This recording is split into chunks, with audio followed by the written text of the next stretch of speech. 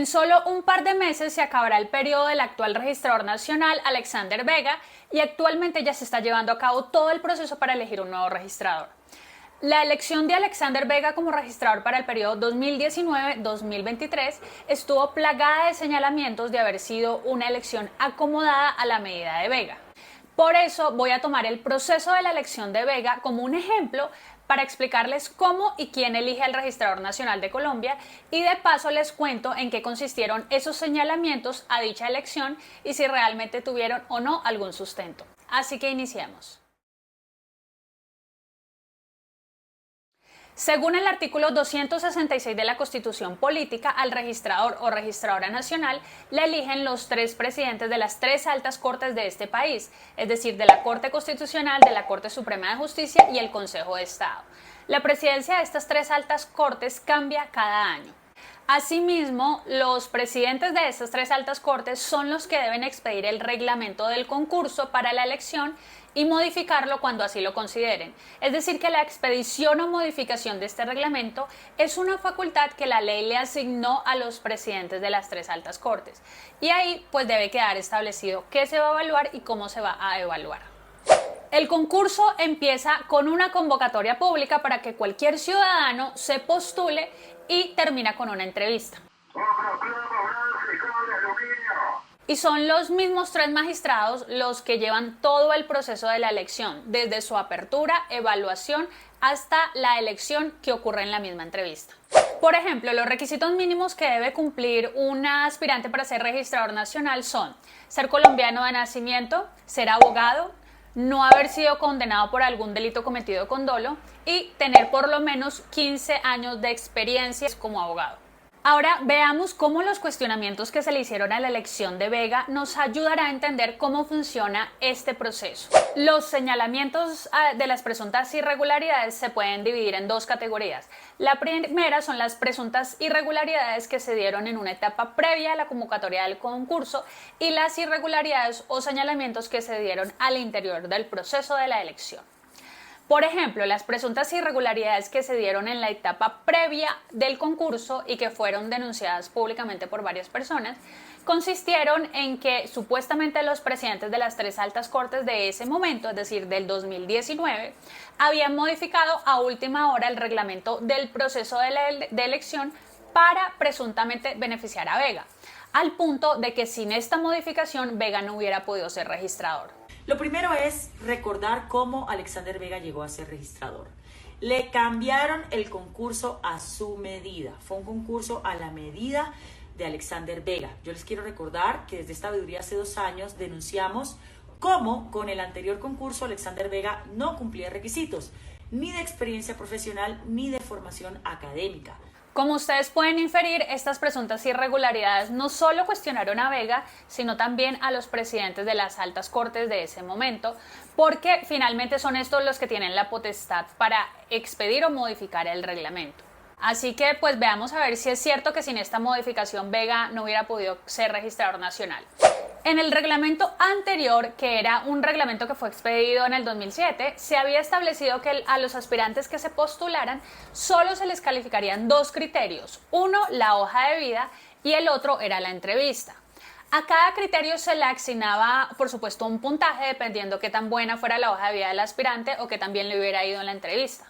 Pero la hoja de vida tenía un peso muchísimo mayor que la entrevista. Por ejemplo, mientras que la hoja de vida tenía un peso del 70% en toda la calificación, la entrevista tenía un peso del 30%.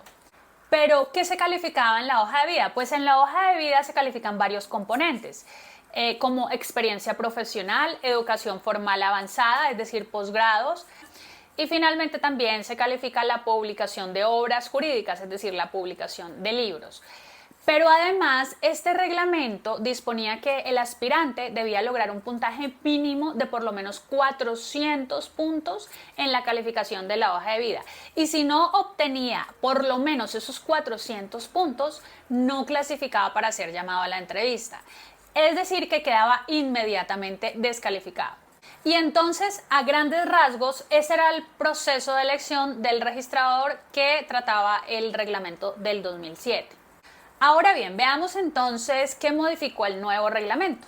Solo 5 días antes de abrirse la convocatoria para elegir registrador para el periodo 2019-2023, los presidentes de las 3 altas cortes de su momento expidieron un nuevo reglamento en el que se incluyeron 2 nuevos criterios que serían calificados, que fueron una prueba de conocimiento y una prueba de competencias. Pero la inclusión de estas 2 pruebas generó que ya la hoja de vida no tuviera tanto peso a la hora de calificar al aspirante. Por ejemplo, la hoja de vida quedó pesando solo un 20%, la prueba escrita de conocimiento un 25%, la de competencias otro 25% y la entrevista sí quedó pesando un 30%. Pero además, a última hora se eliminó el requisito de tener que alcanzar un puntaje mínimo para ser llamado a la entrevista, que como les comentaba antes, ese puntaje era de 400. Y en su lugar quedó establecido en el nuevo reglamento que se llamaría entrevista a los aspirantes que hubieran quedado entre los primeros 10 puestos, independientemente del puntaje que hubieran obtenido en la calificación de estos 3 factores. Entonces veamos por qué se dice que este cambio benefició a Vega y miremos si es cierto. Pues es que resulta que la hoja de vida de Alexander Vega no era tan buena. De hecho, en el componente que calificaba la experiencia profesional, Vega obtuvo el segundo peor puntaje solo por encima de alguien que obtuvo 0.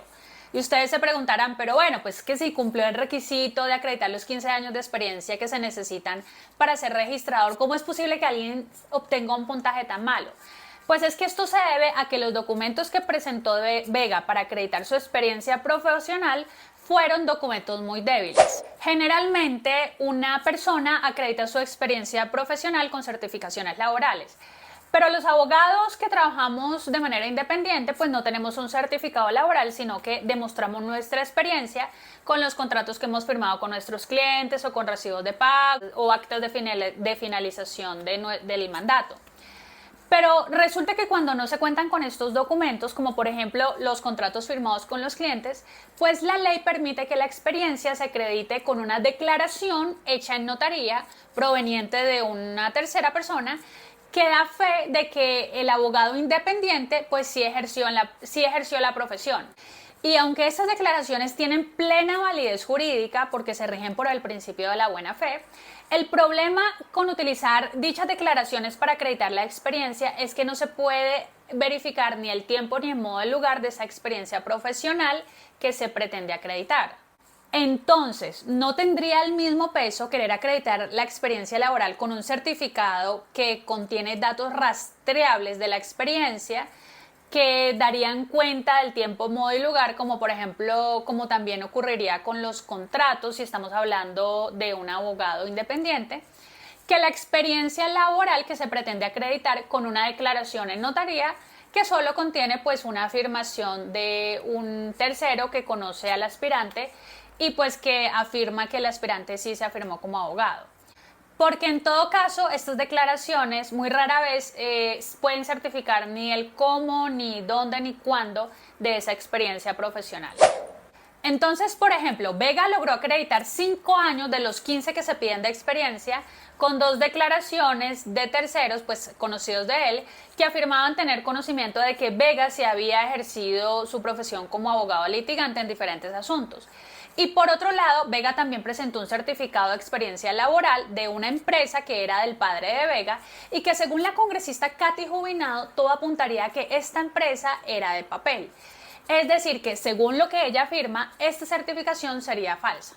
Pero pues este es un tema que solo podría determinarlo un juez de la República dentro de un proceso penal y no los jueces del concurso. Pero aunque Vega obtuvo un puntaje pésimo en su experiencia profesional, este logró sacar adelante su hoja de vida con la publicación de 2 libros que, curiosamente, uno se publicó 10 días antes de cerrarse la convocatoria para inscribirse al concurso y el otro se publicó solo 2 días antes de cerrarse la convocatoria. Y finalmente, aunque Vega obtuvo un pésimo puntaje en su hoja de vida, sorprendentemente Vega obtuvo el mejor puntaje en la prueba de conocimientos. Y entonces fue estos puntajes que se le asignó a la prueba de conocimientos y de competencia lo que le permitió a Vega quedar entre los 10 primeros puestos para ser llamado a entrevista. Y pues en la entrevista fue que Vega dio la estacada final que lo llevaría al triunfo. Sin embargo, es importante destacar que no se sabe por qué Vega sacó el mejor puntaje en la entrevista, porque las entrevistas son reservadas y fueron reservadas, y tampoco se dejaron ni actas ni cualquier otro documento que pudieran dar cuenta de las razones que llevaron a los magistrados a darle mejor puntaje a Vega en la entrevista.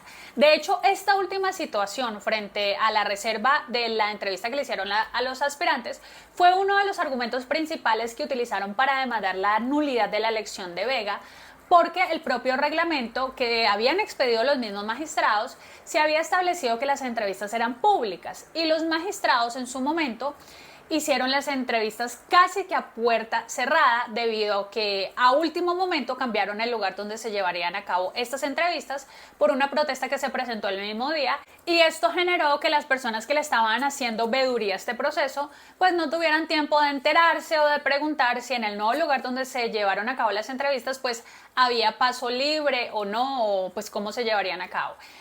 Esa fue una de las razones principales por las que una persona demandó la elección de Vega. Y aunque el Consejo de Estado dejó incólume la elección de Vega porque determinó que, a pesar de que el reglamento sí disponía que las entrevistas fueran públicas, había una ley que previamente pues había establecido que no, que las entrevistas eran privadas. Y pues los reglamentos no están por encima de la ley. De todas formas, el Consejo de Estado conminó a los próximos magistrados del próximo concurso de registrador de reglamentar la adopción de algún soporte, registro, documento, video, que pueda recoger todo el desarrollo de estas entrevistas, para que posteriormente pues se le pueda hacer veeduría a esta elección en caso de que alguna persona considere pues que hay alguna irregularidad. Aunque bueno, estas entrevistas realmente son muy subjetivas. Así que bueno, entonces finalmente yo creo que sí podemos afirmar que sin la modificación del reglamento, Vega no hubiera podido ser registrador nacional, teniendo en cuenta y sabiendo pues los puntajes que obtuvo Vega en su hoja de vida.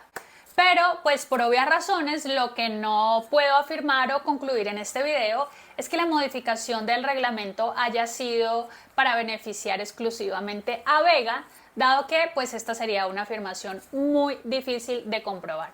Así que pues serán ustedes los que saquen sus propias conclusiones. Pero bueno, los y las dejo por el día de hoy. No se olviden de suscribirse al canal y de compartir nuestros videos. Nos vemos en un próximo. Chao.